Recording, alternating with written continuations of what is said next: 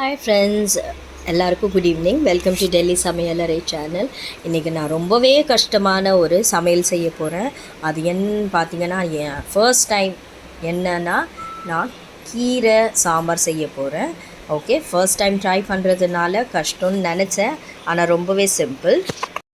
அதாவது அதுக்கு ஃபஸ்ட்டு நம்ம நார்மலாக தாளிப்பு மட்டும்தான் எடுத்துக்கிறோம். என்னன்னு பார்த்தீங்கன்னா, இங்கே எண்ணெயை விட்டுட்டு அதில் நான் கடுகு, சோம்பு நான் எப்போவுமே சாம்பாரில் போட மாட்டேன், ஆனால் இங்கே நான் சோம்பு ஆட் பண்ணியிருக்கேன். சோம்பு, அதுக்கப்புறமா ஜீரகம், கருவேப்பிலை, காஞ்ச மிளகாய், வெள்ளைப்பூண்டு, சின்ன வெங்காயம், இதெல்லாம் நார்மலாக நம்ம சாம்பாருக்கு போட்டு யூஸ் பண்ணுறது தானே. இது ஒன்றும் பெரிய ஒரு குக்கிங் இது கிடையாது, ரெசிபி கிடையாது, கஷ்டம் ஒன்று. கண்டிப்பாக இது கஷ்டமான ரெசிபியே கிடையாது. நானுமே வந்துட்டு கஷ்டமான ரெசிபின்னு சொல்ல மாட்டேன். ஆனால் என்ன போல் நிறைய பேருக்கு வந்துட்டு, அதாவது புதுசாக வந்து கற்றுக்கிறவங்களுக்கு, இல்லைனா வந்துட்டு சிங்கிளாக தனியாக இருக்கவங்க, இப்போ பிஜியில் பொண்ணுங்க பிஜியில் இருக்காங்க, பாய்ஸ் இருக்காங்க, இந்த மாதிரி தனியாக இருக்கிறவங்களுக்கு வந்துட்டு ஒரு ஈஸி ரெசிபி இருந்துச்சுன்னா இந்த மாதிரி குயிக்காக செஞ்சு குயிக்காக அண்ட் ஹெல்த்தியாகவும் கூட சாப்பிட்லாம். ஏன்னா முருங்கைக்கீரை வந்துட்டு நான் நிறைய கேள்விப்பட்டிருக்கேன், ரொம்பவே நல்லதுன்னு சொல்லிட்டு. அயன் சக்தி இருக்குது, என்னென்னமோ இருக்குது, அந்த அளவுக்குலாம் என் நாலேஜில் எனக்கு தெரிஞ்சது அயன் சக்தி இருக்குது அப்படின்றது தான் தெரியும்.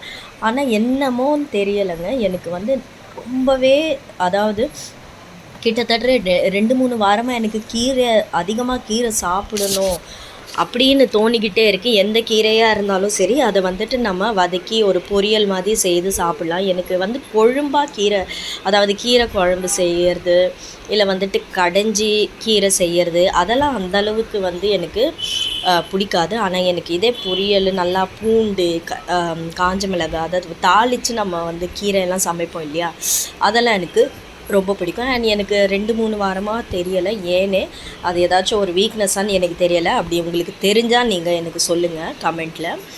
நான் நிறைய நாளாக வந்துட்டு கீரை சாப்பிட்ணுன்னு ஆசையாக இருந்துச்சு. அண்ட் இன்றைக்கி நாங்கள் கோயிலுக்கு போயிட்டு வந்தோம்.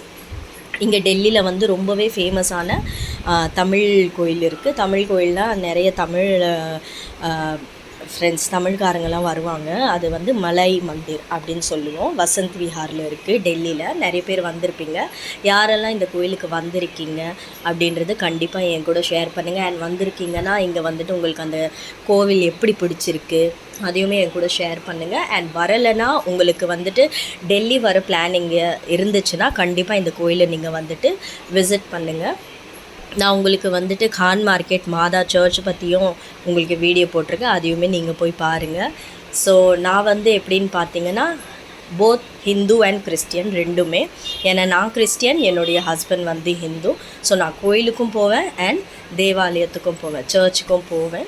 ஸோ இன்றைக்கி சண்டே நான் என்ன பண்ணினேன்னா, நான் கோயில் போயிருந்தேன். கோயில் போயிட்டு வர வழியில் வந்து முனீர்கான்னு ஒரு ஃபேமஸான இடம் இருக்குது. ஸோ அங்கே வந்துட்டு நிறைய, அதாவது ராமா ஸ்டோருன்றது ஒரு பெரிய தமிழ் கடை இருக்குது. அங்கே வந்து நம்ம சவுத் இண்டியன் பொருட்கள் எல்லாமே கிடைக்கும். ஸோ அங்கேருந்து தான் நான் இந்த முருங்கைக்கீரை வாங்கியிருந்தேன். நம்ம ஊர்லெலாம் கிடைக்கிற மாதிரி முருங்கைக்கீரைலாம் வந்துட்டு அந்த அளவுக்கு ஈஸியாக இங்கே கிடைக்காது. இங்கே வந்து ஒரு சில இடத்துல தான் வந்து கிடைக்கும். அது தான் வந்து முனீர்கா. ஸோ அங்கேருந்து நம்ம வந்துட்டு அந்த கீரை வாங்கிட்டு வந்திருந்தோம். கூடவே இன்னொரு கீரை, அது பேர் எனக்கு தெரியல, நான் வீடியோ போடுறேன். அது என்ன கீரை அப்படின்னு சொல்லுங்கள், அதை நான் குக் பண்ணிவிட்டு அதையும் ஷேர் பண்ணுறேன். அண்ட் இந்த ஃபர்ஸ்ட் டைம் நான் செய்த இந்த முருங்கைக்கீரை சாம்பார் வந்துட்டு செம்மையாக இருந்துச்சுங்க, சொல்லவே வேண்டாம். நான் வந்து மறுபடியும் இதை செய்ய போகிறேன்றது கன்ஃபார்மே நானே பண்ணிக்கிட்டேன். ஏன்னா அவ்வளோ டேஸ்ட்டாக இருந்துச்சு. அதாவது யூஸ்வலி நம்ம சாப்பிட்ற சாம்பார், சமைக்கிற சாம்பாரை தவிர்த்து இது ரொம்பவே டேஸ்ட்டாக இருந்துச்சு. கண்டிப்பாக நீங்களும் ட்ரை பண்ணி பாருங்கள். நீங்கள் எல்லாருமே சமைச்சு சாப்பிட்ருப்பீங்க. ஆனால் இந்த ஒரு, அதாவது நான் எந்த ஸ்டைலில், என்னுடைய ஸ்டைலில் செய்கிறேன் இல்லையா, எனக்கு தெரிஞ்ச அளவுக்கு இதெல்லாம் போட்டு கூட பண்ணலான்ற ஒரு இதில் பண்ணியிருக்கேன். ஸோ இது இப்படி குக் பண்ணுறதும் கரெக்டாக அப்படின்றதும் எனக்கு சொல்லுங்கள். அண்ட் இது தவிர்த்து எந்த மாதிரியும் குக் பண்ணலாம் அப்படின்ற ஐடியா கொடுக்கணுன்னா கண்டிப்பாக அதையும் என் கூட ஷேர் பண்ணுங்கள்.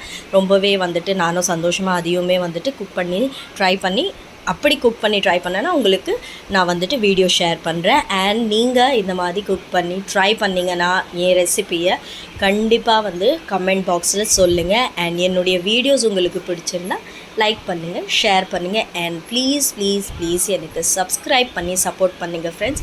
நிறைய பேர் பார்க்குறீங்க, நான் நிறைய வீடியோவில் சொல்லியிருக்கேன். நிறைய பேர் பார்க்குறீங்க, நிறைய பேருக்கு வந்துட்டு அதாவது பிடிச்சிருக்கா பிடிக்கலையா எனக்கு தெரியலை, ஆனால் நிறைய பேர் பார்க்குறீங்கன்றது தெரியும்.